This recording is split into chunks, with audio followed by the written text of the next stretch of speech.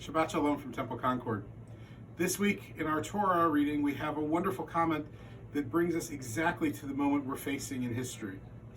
Aaron and Moses and Aaron's kids are being instructed about how the Mishkan is going to function. And Aaron and his sons are told to wash their hands lest they die. They're given this direct instruction to wash your hands before you go do something, lest they die, is actually the text of the Torah, but it's the indication here is that you've got to be really careful. And given all that's going on with coronavirus and the challenges we're facing, we know that washing our hands right now becomes of central importance. And I hope none of us get sick enough to have the illness at all, or have to deal with the notion of dying because we're not washing our hands. But it's amazing that you open the Torah, and this week, of all weeks, it tells us to wash your hands lest you die. So here's an update on what's going on at the temple in regards to all of this.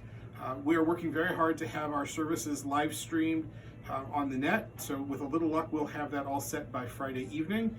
We're not quite sure yet what format that's going to look, but look for emails from us and we'll have all that information. We're following the CDC guidelines, which means washing our hands as often as possible. It means using Purell as much as necessary.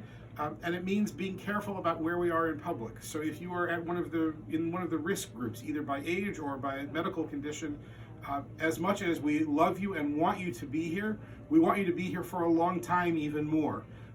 So if you need to stay home, stay home. We'll do everything we can to connect and to keep all lines of communication open so that you can participate even if it's electronically. But we want to make sure that we're doing everything we can to make sure that everybody stays safe and healthy. We'll continue to monitor everything that's going on. As you know, there haven't been any cases diagnosed here yet, but we're following very closely with the health departments and everything that the government is saying. As much to follow the rules of today as to follow the commandment of the Torah. That we want to wash our hands and do everything we can so that we don't die, so that we continue to live, and so that we can do everything we can to help people. Services this Friday evening will be at 6 o'clock. And as I say, with a little bit of luck, we'll have it electronically available as well. Saturday morning, services are at 11, preceded by Torah study at 10.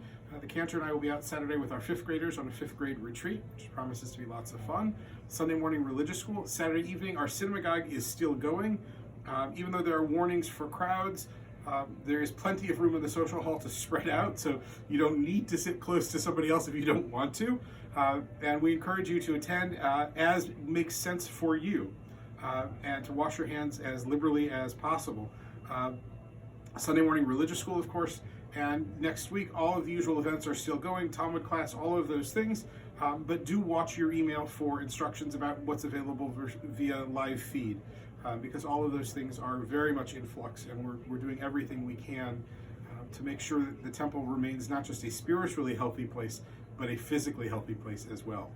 For now, I wish you a Shabbat of cleanliness, of washing your hands as much as humanly possible, of following the guidelines and staying away from the viruses that are going around, but also a Shabbat of recognizing the holiness that comes from self-care and the holiness that comes from looking out for each other in community and making sure that each of us are doing all we can to promote health among us.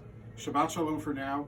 Look forward to seeing you either online or at the temple or sometime in the very near future.